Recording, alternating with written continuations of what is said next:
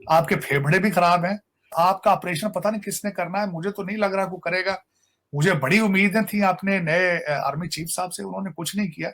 ज्यादती है, मैं समझता हूँ एक सारी ताकत तो पाकिस्तान की उनके पास है, इख्तियारात तो सारे उनके पास है। अब अगले दिन मुझे पता चला है कि पिछला एक आपका लीडर बैठा है पंजाब का, उसके 300 अरब रुपए की करप्शन है उसके ऊपर, सारे शवाहिद मौजूद हैं। पाकिस्तान घना जंगल बन चुका है, अब आप जंगल में रह रही हैं। अब उसका एक और भी निकल आया कि स्वीडन ने वहां से वैसे ही बंद कर दिया इस्लामाबाद से, वो कहते हैं सिक्योरिटी थ्रेट है। जब आप रोजाना कहेंगे शेर आया शेर आया शेर आया, तो वैसे वाले तो भागना शुरू हो गए वहां से। आप चाहे भले आप इलेक्शन की वजह से ये सारा कुछ कर रहे हो, लेकिन डिप्लोमेट तो भागना शुरू हो चुके हैं। सर बहुत सी एम्बेसीज ऐसी हैं जिनके डिप्लोमेट्स ये कहते हैं कि जी हम लंच या डिनर करने सरीना होटल या मैरिट नहीं जा सकते।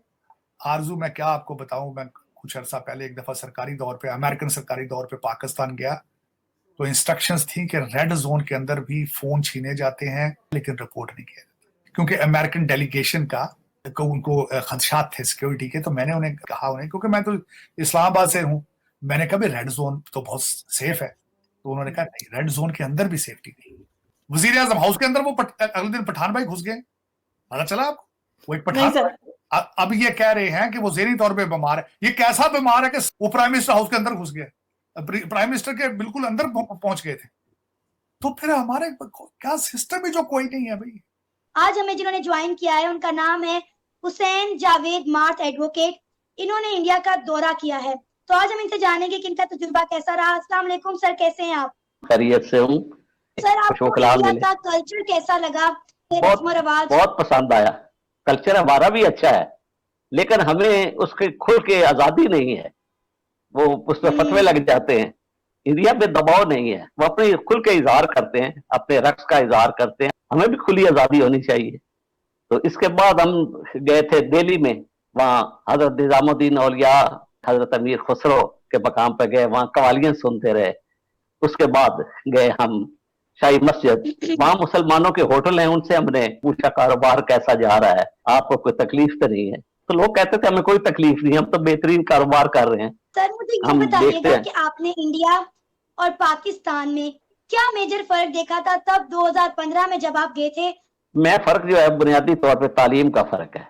वहाँ तालीम की जो रेशो है वो बहुत ज्यादा है, और मैं हैरान होता हूँ जब रक्शे वाले से बात करते हैं तो वो भी इंग्लिश में बात करता है, रेडी वाले से बात करते हैं तो वो भी इंग्लिश के कुछ लफ्ज बोल लेता है।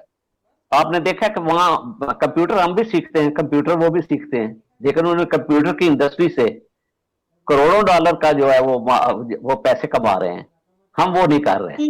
दूसरी बात है डिसिप्लिन, उनके तलबा में डिसिप्लिन बहुत है। हम लॉ कॉलेजों का भी हमने विजिट किया है, तो उनमें डिसिप्लिन बहुत है, यहाँ डिसिप्लिन नहीं है। हम एक वक्त में आजाद हुए हैं, दोनों एक वक्त में आजाद हुए हैं, दोनों में जमहूरियत के नाम पे आजाद हुए हैं, लेकिन हमें जमहूरियत हमारी पनप नहीं सकी, हमें रास्ते में रोका गया है मुख्तलिफ अंदाज में। हम बैठकर इंडिया की तरक्की होते देख रहे हैं और हमें इन्होंने इसी चक्कर में फंसा के रख दिया कि इंडिया हमारा दुश्मन मुल्क है। आप यकीन करें, मैंने कुछ इंटरव्यूज में पाकिस्तान के बच्चों से बात की कि वो इंडिया के बारे में क्या सोचते हैं। यकीन करें, हर बच्चे ने यही बोला कि इंडिया हमारा दुश्मन मुल्क है। अब आप खुद सोचें, अपने बच्चों को क्या सिखा रहे हैं? सिर्फ दुश्मनी। ये क्याम पाकिस्तान से जो है ना, प्रिंट मीडिया अहम किरदार अदा करता रहा है और नफरत अंगेज एक दूसरे के खिलाफ मज़ामीन लिखते रहे हैं। कुछ इदारे हैं जिनकी ये मंशा है, कुछ कारोबारी लोग हैं जिनकी मंशा है कि हम आपस में मिलना बैठे। मैं आरजू आपकी ट्वीट देख रहा था कुछ अर्से पहले कि दादाजी वॉट लगा दी, वो ट्वीट आपकी बड़ी पॉपुलर हुई। So why you had to say this?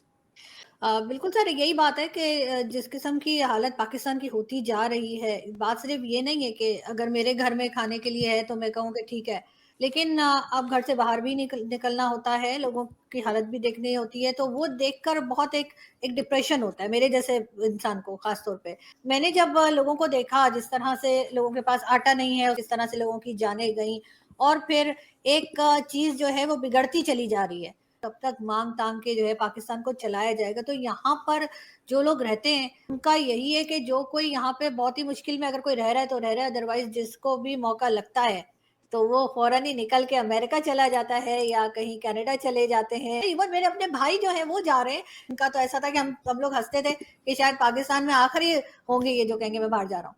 लेकिन जब ऐसे लोग भी जाने लगे तो आप खुद सोचिए कि पाकिस्तान में किसी को फ्यूचर नजर नहीं आ रहा। اور جب پارٹیشن ہوا ہوگا 1947 میں اور لوگ یہاں آئے ہوں گے تو وہ یہی سوچ کر آئے ہوں گے کہ یہاں پہ جی کوئی فیوچر ہوگا ان کا، ان کے بچوں کا.